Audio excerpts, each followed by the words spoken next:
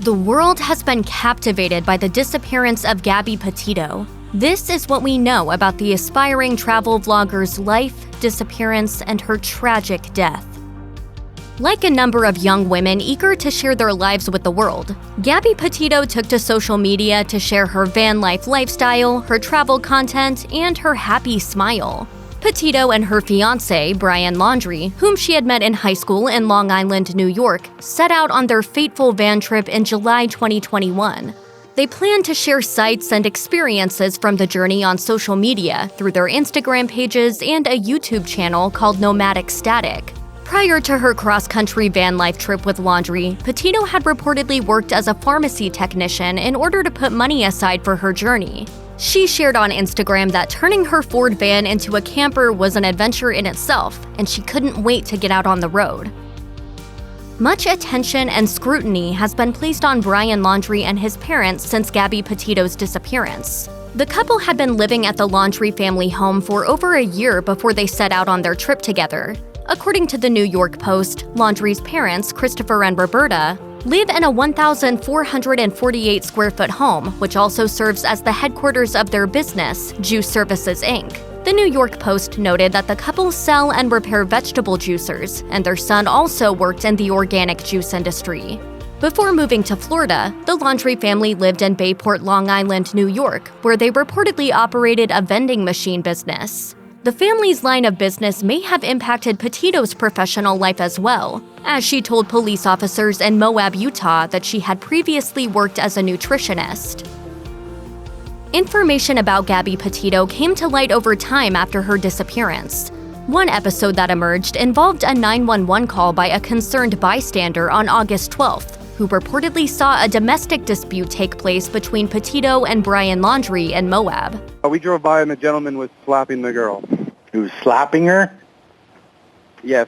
Petito and Laundrie were pulled over by Moab police, and the released body camera footage showed Petito crying. Despite the tension, according to Moab Police Department Chief Brett Edge, there was insufficient evidence to justify criminal charges against either Laundrie or Petito. At the time, Petito told the officers that she was suffering from anxiety, OCD, and other medical conditions. Petito also told officers that she and Laundrie had been arguing, and as such, the incident was marked as a mental or emotional break, not a domestic assault matter. On August 19th, Petito and Laundrie's YouTube channel, Nomadic Static, posted its only video before Petito's disappearance, which has since gone on to garner well over 4.8 million views. While her Instagram remained active for a few more days, questions over the authenticity of the posts have been raised. Some believe that Brian Laundrie was posing as Petito on social media, though that hasn't been confirmed. The YouTube video, titled Van Life: Beginning Our Van Life Journey, appeared to show a happy couple traveling through the sunshine and natural beauty of the western United States while on the road. Since Petito's disappearance, many have taken to the comments section to share their thoughts on the tragedy and to send their condolences to Petito's family, with one YouTube user writing, "It's so sad she didn't get to finish out her dream of being a part of the van life community and traveling to other beautiful places she wanted to see." On September 11, 2021, Gabby Petito was officially designated a missing person. In the days since, people have been working backwards in order to put a timeline together of her last known movements and whereabouts, including her parents. Petito's mother, Nicole Schmidt, told ABC News that she last spoke to her daughter on August 25, 2021. Petito told her mom that she and Laundrie were about to head out of Utah and had the goal of reaching Yellowstone National Park in Wyoming.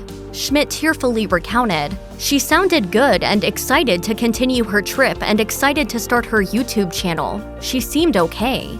After their last interaction over the phone, things started to unravel. Schmidt told CBS News New York that she typically spoke to Petito 3 times a week while her daughter was out on the road, but that habit ceased after August 25th.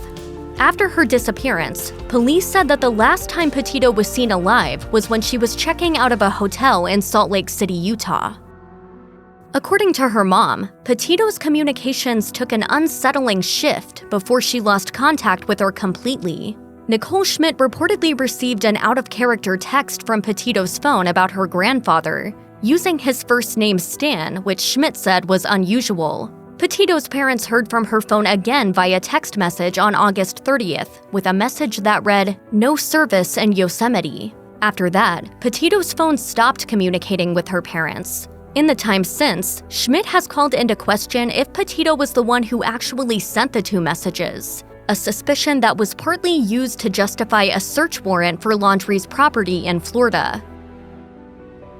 As the case of Petito's disappearance became more publicized, people who crossed paths with the 22-year-old and her fiancé have come forward with their accounts. Miranda Baker said that she picked up Laundrie on August 29, 2021, when he was out hitchhiking alone in Wyoming, 4 days after Petito last spoke on the phone with her family members.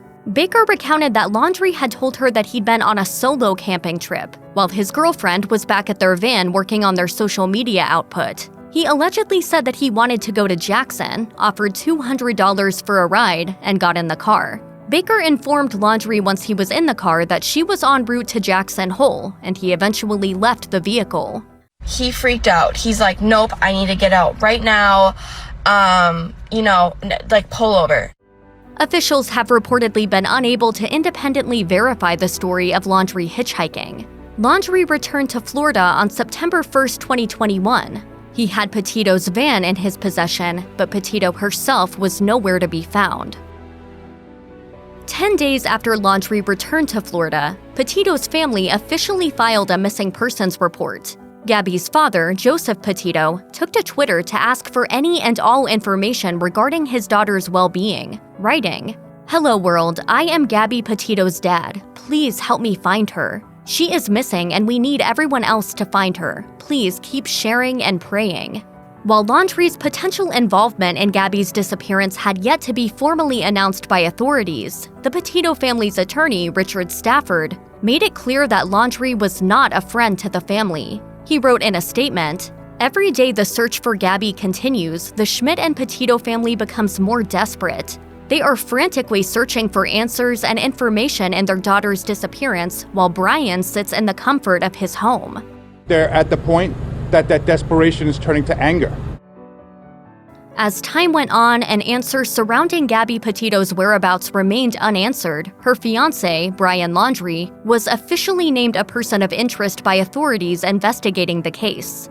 Laundrie announced through legal representation that he would remain silent on the topic, following the advice of his legal counsel. Laundrie's attorney, Stephen Bertolino, said in a statement, "This is understandably an extremely difficult time for both the Petito family and the Laundrie family. On the advice of counsel, the Laundrie family is remaining in the background at this juncture and will have no further comment." Bertolino explained that, due to his experience in legal proceedings, it was not surprising to him that Laundrie was the first person to be suspected of involvement in Petito's disappearance, as romantic partners are often pointed to. He also emphasized that even if Laundrie were innocent, the smartest legal move is to refuse to talk to police. As Bertolino put it, "The warning that any statement made will be used against you is true."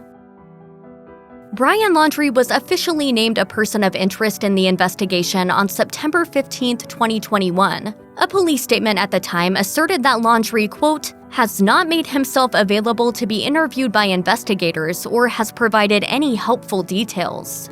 Later, it emerged that Laundrie reportedly took off on September 14th, the day before he was named in the investigation. At the time of this video's production, he has not been found, and no credible reports have emerged as to his whereabouts.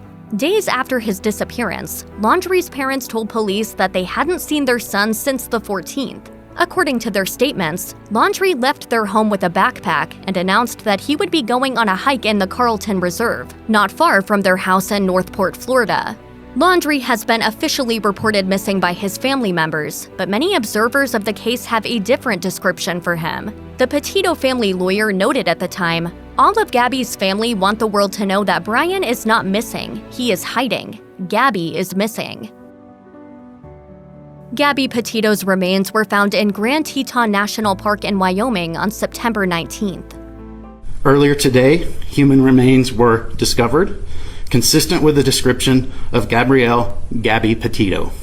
The remains were found on the eastern terrain of the park, in an area that Petito's family said was her next destination that they were aware of. The specific site in which Petito's supposed remains were found was the Spread Creek Dispersed Camping Area, located in the Bridger-Teton National Forest. The remains were transported to Teton County Coroner's Office. Additional forensic examinations were then made to confirm Petito's identity and to investigate the manner in which she died. Further details surrounding Petito's death were not immediately released, pending the final autopsy's results, but her death was ruled a homicide. When the news broke that a body was found, her father took to Twitter with a simple message: "She touched the world."